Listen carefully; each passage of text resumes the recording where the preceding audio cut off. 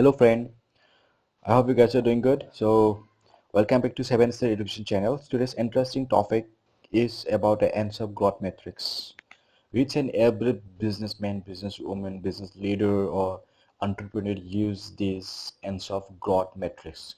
So we also say in short ENSOP matrix. And this matrix, this strategy is taught in MBA. That you go for the MBA, then you're going to learn it thoroughly. So here this is the very interesting thing that you're going to learn it now only before going to MBA. So when you go to MBA, then you're going to learn better of this, how to implement it, how to use it. So I'm used to it. I'm using this one in my everyday business life. So I'm giving you a little bit rough idea about what is ENSOP matrix, why it is used, how it is used, and who invented this growth matrix, because this is the godfather of every business entity, okay, every business owner. So whether big or small your business is, if you use a strategy, you're going to sure that it's sure that you're going to win that race, okay, race of capturing a market share, race of earning a wealth, selling a more your product, selling more your product. So for more update, you can follow us on our Facebook page. The Facebook page also read in 7 Star Education name. So there you'll get a so many update regarding the northeastern, northeastern internal matters, northeastern how education is going on. Means it's related to education, it's related to growth of the northeast. So I have been put up lot of video in this video in this through this channel. So kindly go through it and have a look. Lots of video that I have. So before wasting so much time, let's discuss about the ENSO matrix.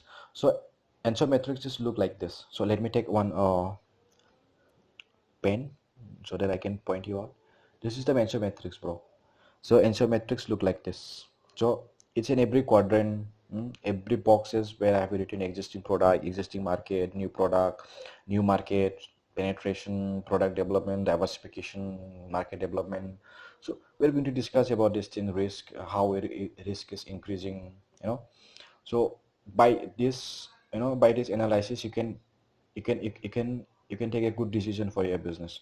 So let's talk about who invented the ENSOF matrix. So ENSOF matrix was developed by H. Igor ENSOF, and it was firstly published in the Harvard Business Review in 1957. It's a Harvard Business Review, is a magazine. So it was published there.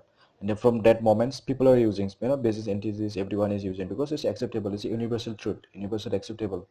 So it has given generations of marketers and business leaders a quick and simple way to think about the risk of growth. So this is the things. So why it is used? It is used to analyze the risk and to reduce the risk of the particular business which is already existing in the market, or which is going to be exist in the market, going to enter into the market, I mean.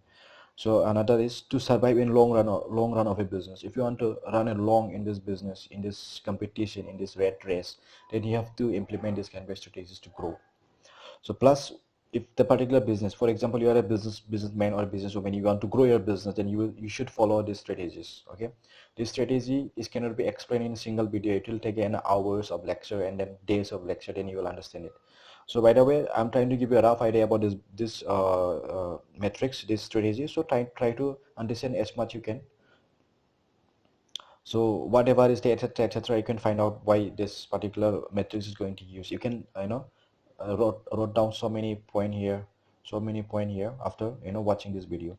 So now we are going to discuss about the first quadrant here. What is the first quadrant here? Existing product and existing market. Then what we need to do to grow a market, to grow more sales, then we have to do market penetration. We need to do. So let me change the color of the pen. Cannot be changed nicely. Okay, yellow is good. So where we have to do market penetration in this kind of a situation, in this kind of a strategy. This kind of a strategy can be used in this kind of a situation. This is a situation, okay? If you have an existing market and you also have a product is already exists in the market, and what need to do to grow yourself, and you have to do market penetration. So where market penetration strategy is of creating a more awareness about the existing product in existing market. This will increase sales and revenue automatically, and hence company will grow. So give how you can do it, how it can be done. It can be done giving by giving a more and more advertisement, maybe offline hoardings and all that here, posters and all, distributing pamphlet and all, and paper inserting, whatever possible media you have in through the offline. So you can do your advertisement through this. You can do online, through the online you can do ambush marketing, guerrilla marketing, you can do it. So and then you can use word of mouth also. Plus another option how we can do it, it can be by do it by giving offers, discounts of your product. Another is, acquiring the competitors product in your business, because when there is no competitors, then definitely product that you have is going to sell in the market. So here another thing we have for here for existing market and then new product. When we have a situation like existing product, then we have to enter into the new market, and what you need to do, we need to do a market development. We have to create a market. Okay, how market development can be done. So with the help of this strategy, we can increase the sales of our existing product. Which one? This one, existing product, we can increase by selling into a new market. I'm talking about a development here, development of market. So we can sell it into the new market, and that new market can be created by developing a new market, or maybe the expansion in different geographical location. Right now you have your product is selling in a Mumbai. Now this product can be sold in the northeastern region. So you can go ahead in the northeastern region, you can enter into the northeastern region market. Okay, after doing the research and development, after positioning, after analyzing the segmentation and all, market segmentation. Likewise I explained about domestic. So internationally right now, for example, if you talk internationally, I'm going to give you example of the Harley Davidson. Harley Davidson is the brand of the USA.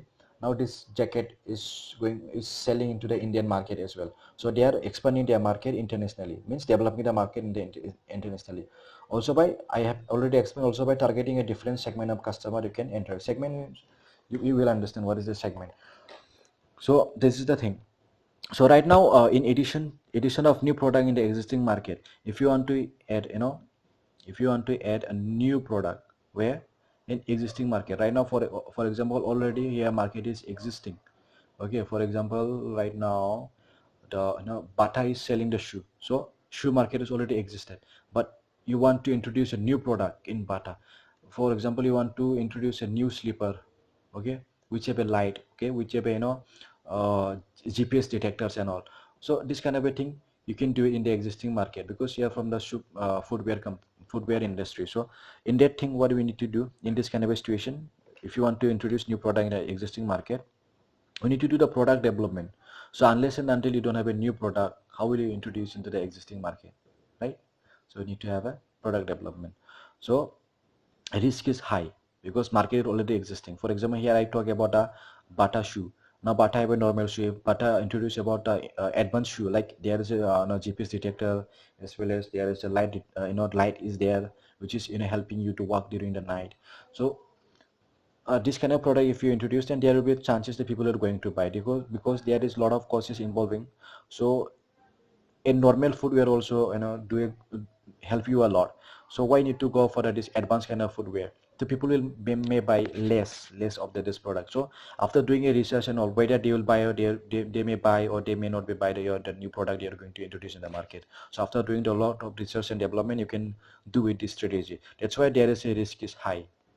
Okay, so chances of failure of product is very high if you don't have a good research and development. So if you want to add, like I have already explained, company their product in the market. Okay, mainly it is used when company wants to earn more profit. Okay, more profit means introducing new product, people are going to buy it more, response will be good, and they are going to earn a more profit. So in that way, in this kind of situation, that particular company or a businessman or business person use this one. So here we have, for example, if you talk about the Patanjali, for example, here also I have written that this strategy also, this strategy also can be used by a company when their product line is already exhausted. Okay, already exhausted, so they bring a new product. So for example, I know Patanjali have already detergent powder, so they will try to bring a detergent cake, and after that it's also exhausted, then they will introduce the shampoo and all. So already they have followed this anthrometric strategies before they introduced a new product in this market. So each and every business, before they enter into the new market, or maybe enter into existing market with a new product, that they follow this answer metrics, and under the answer metrics they follow this strategy. Okay, this strategy they follow, what new product in the existing market, how it can be done. So another we have, another metrics we are going to explain you. in the new market, how new product can be introduced. So this is more over like a very risky thing. That's why it's, this why it's so risky. This is so risky thing. And this is also, you can say, this is also used by the entrepreneur or the innovator. So let's talk this is used when new product is going to introduce in the new market. Okay, which means product also new in the market also as well. So this is mostly used by the entrepreneur, okay, and innovator. So entrepreneur means they are going to bring a new product in a new market. They are also new into the market, and then they are going to they are going to bring a new product also into the market. So they invent a new product into the market. This kind of a situation who use entrepreneur people and the innovators use. Like for example, if existing company use it when they want to diversify their their product line, or maybe diversify their growth, by existing raw materials idea. So that time also company use it. So diversify, if you talk about diversification, can be made by the related diversification. For example, if you talk about a related diversification, there is an example I'm going to give you. Related diversification, if you talk about Gobian milk, this already exists in the milk market, right? They start producing a paneer, chocolate, or ghee. Okay, then there is likely to going to sell this product because by the name of the Gobind milk. So this is a related expansion. So there is a risk also whether that they are going, whether what kind of a response that Gobind milk is going to get. After doing a lot of good research and development, they can go ahead with the development of their new product into the new market. So if you talk about the unrelated diversification, here is the example going to give you. For example, TBS company. So TBS is really known for the manufacturing, right? They manufacture the two-wheeler. Okay, they have a good scooters, they have a Apache bike. Their product line is very good. They have a good response in the market. Okay, they have a brand value in the market. People buy the TBS product, TBS manufacturing product. So right away, if TBS start manufacturing man apparel or garment, maybe man or woman, they enter into the new industry. Their industry into the garment industries. Like then you can say like that their product is, the success of their product is not sure that they can succeed in the market, they can sell their product, because they are mainly known for this manufacturing of what of automobiles. Lots of people are maybe not willing to buy it because right now already lots of product exist in the garment industries. For example, if you talk about the any shirt, t-shirt, if you want to buy it, then you can go for the branded thing like the John Player, like a Levi's, Louis Philippe, Polo. So this kind of a brand is there. So it's very tough to compete for them with the existing brand, because every brand have their own positioning into the mind of the customer. Through that positioning only, customer also have attachment of their product. That's why they go for this kind of a product, not going, rather they prefer to go for a TBS, they will go for the Polo, they will go for the John Player, they will go for the Levi's and all. So here if you talk about this example of unrelated diversification, here Patanjali. So Baba Ramdev ji is the founder of the Patanjali, so this guy have a good image of Ayurvedic product. Okay, their brand Patanjali is mainly known for the Ayurvedic brand. They produce the FMCG, they produce the medicines, they produce many things which is related to health conscious product. So right now, if tomorrow they enter into the garment industries, they already enter, they didn't get a good response, maybe they have failed, maybe. So we need to do a lot of research. Maybe they have a fail, maybe I cannot see the jeans pant and all of from the Patanjali. So this kind of a thing, risk is high, that's why they failed, because the brand image is for the cosmetic product, health conscious product, that's why they enter into the garment industry. This kind of that much trust he cannot gain, because people rather go for the Patanjali, they rather like to go for the Levi's, they like to go for the John Player, being human kind of a brand, and Polo kind of a brand. So this is the thing. So by the way, maybe I hope you understand about what I've been explaining you till then. So if you have any doubt, if you have any query, then kindly comment below on this video. So kindly subscribe my channel for more subscribe this kind of a video you're going to get in the future as well. So thank you for encouraging me, for supporting me. Bye bye, see you.